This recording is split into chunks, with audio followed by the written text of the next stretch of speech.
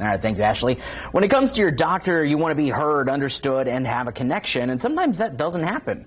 Post-COVID, many doctors are burned out. And that can lead to communication mistakes and trouble being honest with your healthcare provider. So when it is time to fire your doctor, how do you know? That's the focus of this book, Reimagining Customer Service in Healthcare.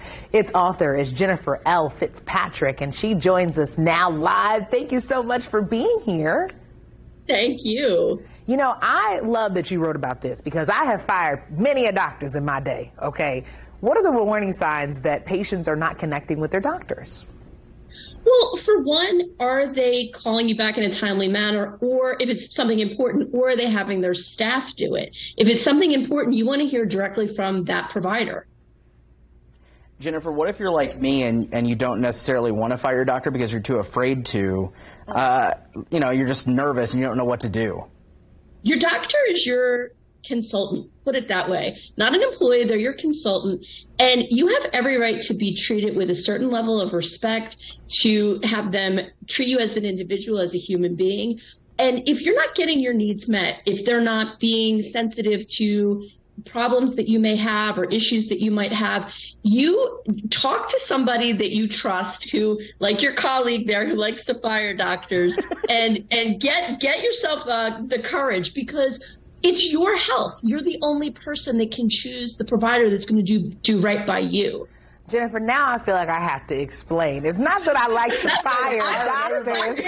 But I will say this, and I think that, you wrote about this in your book, which is so good, is that, we only get one body, right? And we know how we're feeling. So if we know that we might be being treated by maybe a provider that's being burned out, that could really have some side effects. So what are some of the risks of receiving treatment from a burned out provider?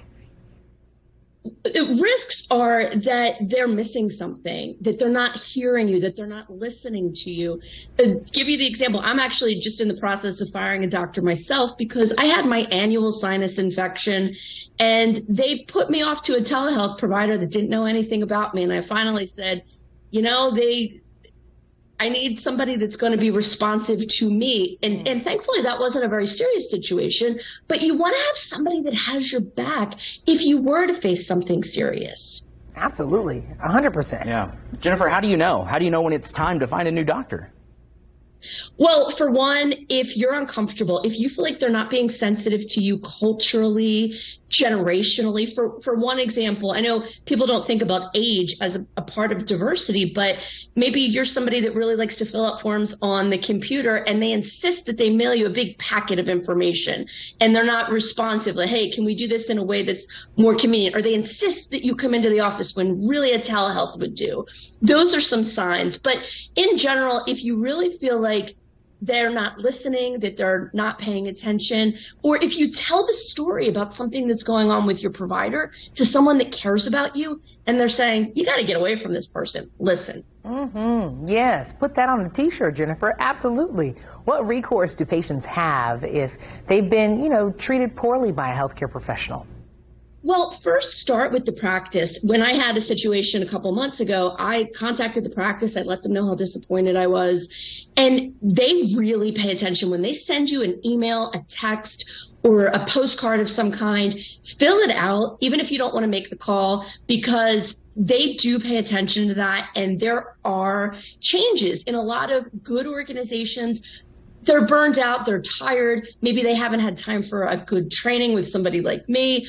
So, but they do take it into consideration. If they keep seeing the same name pop up, this person was short, this person wasn't sensitive, this person didn't listen to my needs.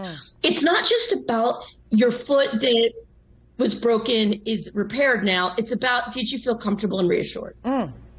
Always good information. Your book is Reimagining Customer Service in Healthcare. You're calling for patients to hold doctors to a high standard. Jennifer L. Fitzpatrick, thank you so much for your insight. Thank you.